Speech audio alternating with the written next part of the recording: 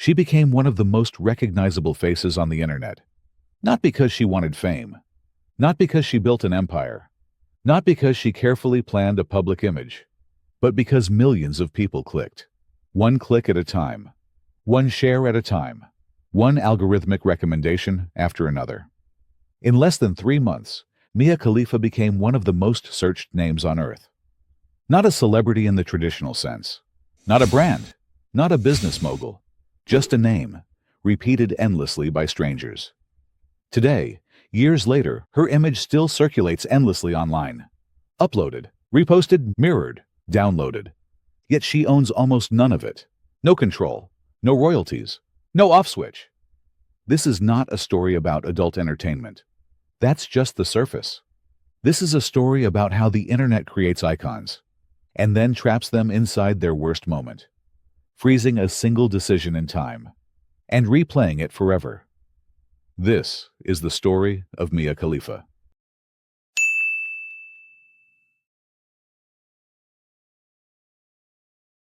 Before the memes, before the headlines, before the controversy, before her name meant anything to anyone, Mia Khalifa was just another immigrant kid. Born in Lebanon, raised in a conservative, religious environment, where reputation mattered more than ambition, where community watched everything, and memory lasted forever. As a teenager, she moved to the United States. Like many immigrants, she arrived chasing stability, not fame, safety, opportunity, a future that felt predictable. But immigration creates a strange identity. You're never fully American, but you're no longer fully from where you came from. Always adapting, always explaining yourself, always slightly out of place. Mia lived between worlds, not fully American, no longer fully Lebanese, trying to belong but never completely fitting in anywhere. She studied. She worked normal jobs, waitressing, bartending, trying to survive like millions of young adults do. She wasn't chasing attention. She wasn't chasing influence. She was chasing something much smaller, stability. But stability is fragile when you're young, broke, and surrounded by a culture obsessed with visibility. A culture that rewards shock, that monetizes attention, that turns controversy into currency. And when you're inside that system, visibility starts to look like opportunity. Then came a decision, not a dramatic one, not a life plan, just a decision. One that would define how millions of strangers would see her forever. In 2014, Mia Khalifa entered the adult industry. Not as a long-term career, not as a calculated brand strategy, not as a statement, but as a temporary choice. Something she believed she could step into, and then step out of. She signed a contract like thousands before her. A standard contract, fixed payment, no royalties, no ownership of content, no long-term protection. To her, at the time, it felt small. A job, a phase, a footnote. What she couldn't predict was scale. Because the internet doesn't respond proportionally. It doesn't grow linearly. It explodes. Within weeks, something strange happened. Her videos didn't just perform well. They dominated. Not slowly, not organically, instantly. Search engines, porn platforms, social media. Her name began appearing everywhere. Recommended, suggested, autofilled. Algorithms noticed one thing. People weren't just watching, they were searching. Her name climbed faster than almost anyone before her. By the end of 2014, Mia Khalifa was the most searched adult performer in the world.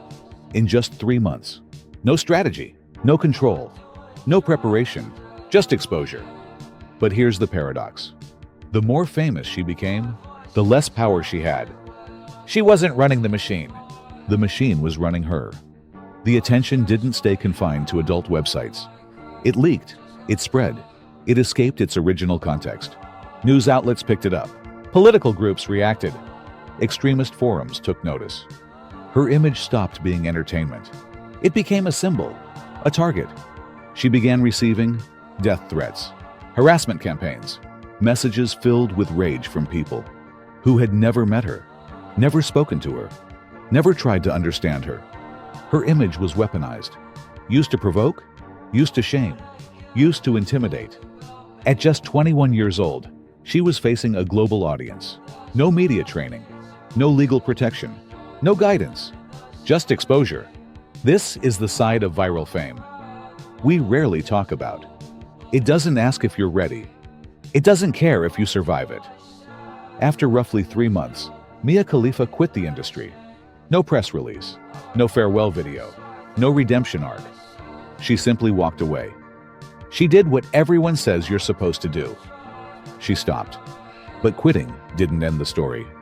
Because the internet doesn't operate on consent. Her videos stayed online, copied, re-uploaded, mirrored across hundreds of platforms. Her name stayed trending. Her face stayed recognizable. Her past stayed searchable. Permanent. She earned almost nothing from the millions of views.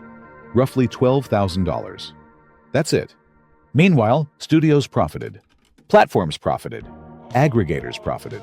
Advertisers profited. Everyone made money from her image. Except her. The internet had frozen her identity in time.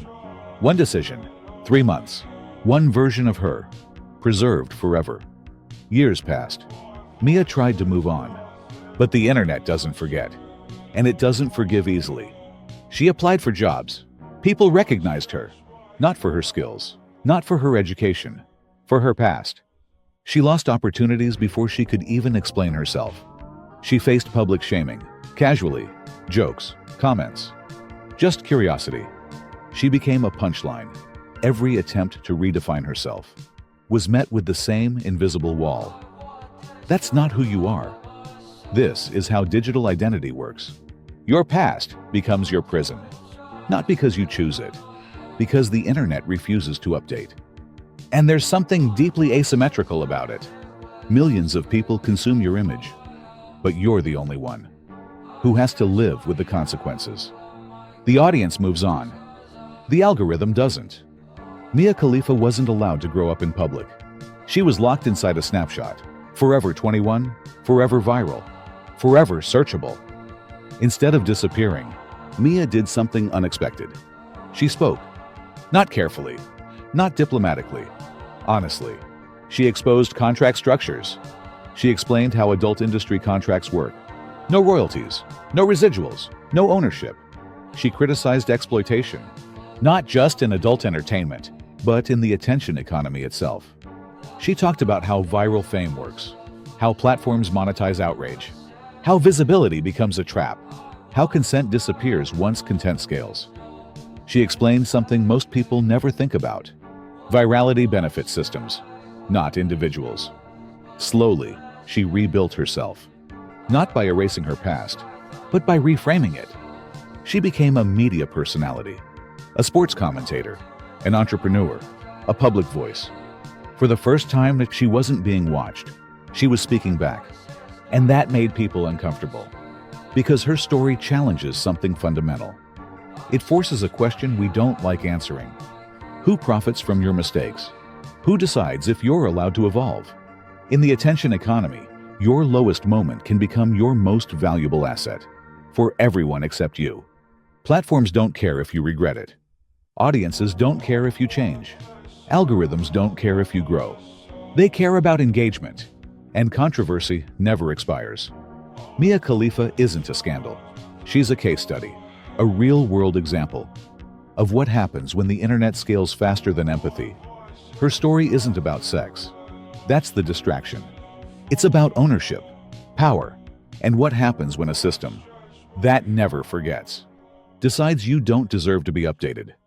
Today, Mia Khalifa lives a different life, but the internet still introduces her, using the version of herself she left behind a decade ago. That's the real cost of viral fame. You can quit, you can change, you can grow, but the internet might never let you. And maybe the real question isn't who Mia Khalifa is now,